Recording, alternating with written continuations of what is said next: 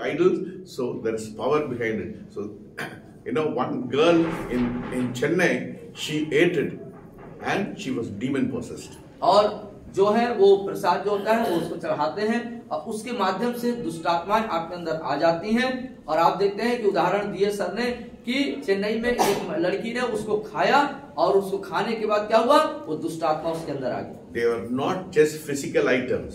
वो सिर्फ भौतिक वस्तु ही नहीं है, They carry an influence.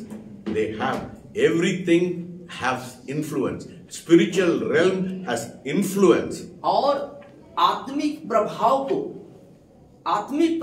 को वो वस्तुएं जो है लेके चलती हैं। It opens to the presence of demons into our life. और ये हमारे जीवन में दुष्ट आत्माओं की उपस्थिति को प्रस्तुत करते हैं। That is why people have suffered for so many years, not realizing what they are doing in their life. और इसीलिए लोग अपने जिंदगी में बहुत सारे समस्याओं का सामना करते रहते हैं। Because you are giving legal right for Satan to come into your houses. क्योंकि आप अपने घरों में शैतान को संवैधानिक अधिकार दे देते हैं अंदर आने रहने के। If you go to some places, you feel heavy. Something आप was कुछ wrong. जगहों में जाएंगे तो आपको देखिएगा बहुत भारीपन आपको महसूस होगा। महसूस करते हैं ना? Yes. तो किसी का घर जाने समय कोई बहुत भारी रहता है ना? है ना? क्योंकि शैतान का जगह है वो। Yes, because Satan's presence is there. That is why you feel heaviness in your life. और उन जगहों में जब जाते हैं जहां पर हमको भारीपन महसूस होता है, इसलिए होता है क्योंकि वहां पे शैतान का उपस्थिति रहता है। Yes, when God's presence is there, there will be liberty, there will be freedom, there will be beautiful smell also, aroma. लेकिन जहां पर परमेश्वर की उपस्थिति होती है, वहां पे आजादी होती है, वहां पे स्वतंत्रता होता है, वहां पे खुशनुमा माहौल होता है, एक सुखद सुगंध सा वातावरण आप महसूस करते हैं। Yes.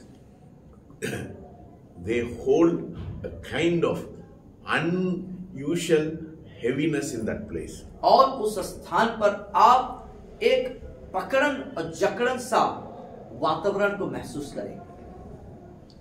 But God has given us power over the works of the enemy. लेकिन दुश्मन के इन सब कार्यों के ऊपर परमेश्वर ने आपको और मुझको सामर्थ्य दिया है। You don't have to tolerate the spiritual heaviness in your life. और इस तरह के आत्मिक भारीपन को आपको बर्दाश्त करने की आवश्यकता नहीं है। Because you are a child of God.